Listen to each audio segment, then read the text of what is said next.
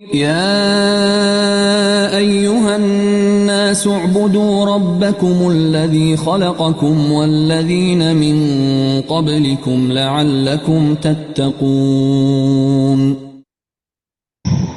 اعوذ باللہ من الشیطان الرجیم، بسم اللہ الرحمن الرحیم۔ السلام علیکم ورحمۃ اللہ۔ آج کی آیت سورۃ البقرہ کی آیت نمبر 21 ہے۔ لیسن ہمارا 28 چل رہا ہے۔ یا ایھا الناس اعبدوا ربکم الذی خلقکم والذین من قبلکم لعلکم تتقون۔ اے لوگو، بندگی اختیار کرو اپنے اس رب کی، یعنی مالک کی، جس نے تم کو پیدا کیا اور تم سے پہلے جتنے لوگ گزرے ہیں انہیں بھی پیدا کیا تاکہ تم بچ سکو۔ یہاں پر اللہ سبحانہ و تعالی ہمیں تمام انسانیت کو، جس میں پچھلے جتنے گروہ بتائے گئے ہیں، چاہے وہ مومن ہوں، کافر ہوں، اعتقادی منافق، پکے منافق ہوں، یا بھی وہ منافق ہوں جو متزلزل ہیں، کوئی بھی انسان، ہر ایک کو اللہ سبحانہ و تعالیٰ نے اوپن انویٹیشن دیا ہے۔ اور کس چیز کا انویٹیشن دیا ہے؟ کہ اللہ سبحانہ و تعالیٰ کی توحید اور اس کی الوہیت کی طرف آیا جائے، اس کی وننس، صرف ایک اللہ کی عبادت اور بندگی کی جائے اور اسی کو رب مانا جائے، خالق، مالک، مدبر، کمپلیٹ اونر، کمپلیٹ وہی صرف کریٹر ہے، وہی اونر ہے اور وہی پلاننگ کرتا ہے، یعنی ہر ایک کے بارے میں کہ اس نے کیا کھانا ہے، کیا نہیں کھانا ہے، کہاں رہنا ہے، کیا کرنا ہے، کب اس کی زندگی شروع ہوگی، موت کب ہوگی، سب چیزوں کا اللہ سبحانہ و تعالیٰ پلان کرتا ہے۔ وہی اپنے بندوں کو عدم سے وجود میں لایا، یعنی جب کچھ نہیں تھا تو اللہ سبحانہ و تعالیٰ نے اپنے بندوں کو کریٹ کیا، اسی نے ہر طرح کی ظاہری اور باطنی نعمتیں عطا فرمائیں، ایسی نعمتیں جو ہمیں نظر آتی ہیں اور وہ نعمتیں جو ہمیں نہیں نظر آتی، جو ہم محسوس بھی نہیں کر سکتے، وہ بھی اللہ تعالیٰ نے پیدا کی۔ بخاری و مسلم میں حدیث ہے، ابن مسعود رضی اللہ تعالیٰ پوچھتے ہیں حضور صلی اللہ علیہ وسلم سب سے بڑا گناہ کون سا ہے؟ فرمایا اللہ کے ساتھ جو خالق ہے شریک ٹھہرانا، یعنی جب تخلیق اللہ تعالیٰ نے کیا، کریٹ اللہ تعالیٰ نے کیا، تو پھر اس کے ساتھ کسی اور کو کیسے شریک کیا جا سکتا ہے؟ حضرت معاذ رضی اللہ تعالیٰ والی حدیث میں ہے کہ کیا جانتے ہو کہ اللہ کا حق بندوں پر کیا ہے؟ یہ کہ اسی کی عبادت کریں، صرف اسی کی عبادت کریں اور کسی کو اس کی عبادت میں شریک نہ کریں۔ عبادت کیا ہے؟ بندگی، اللہ تعالیٰ کے آگے جھک جانا اور اس کے آگے عاجزی اختیار کرنا۔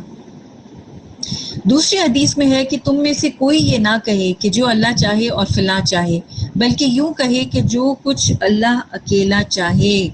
تو یعنی کہ اس چیز میں بھی اگر کسی اور کو شامل کیا جا رہا ہے تو بھی یہ بہت خطرناک بات ہو جاتی ہے۔ تو یہ ایک اور حدیث ہے حضرت عائشہ رضی اللہ تعالیٰ کے ستیلے بھائی حضرت طفیل رضی اللہ تعالیٰ کے بارے میں، وہ فرماتے ہیں کہ میں نے خواب میں چند یہودیوں کو دیکھا، میں نے ان سے پوچھا تم کون ہو؟ انہوں نے کہا ہم یہود ہیں۔ میں نے کہا افسوس، تم میں بڑی خرابی ہے کہ تم حضرت عزیر علیہ السلام کو اللہ کا بیٹا کہتے ہو۔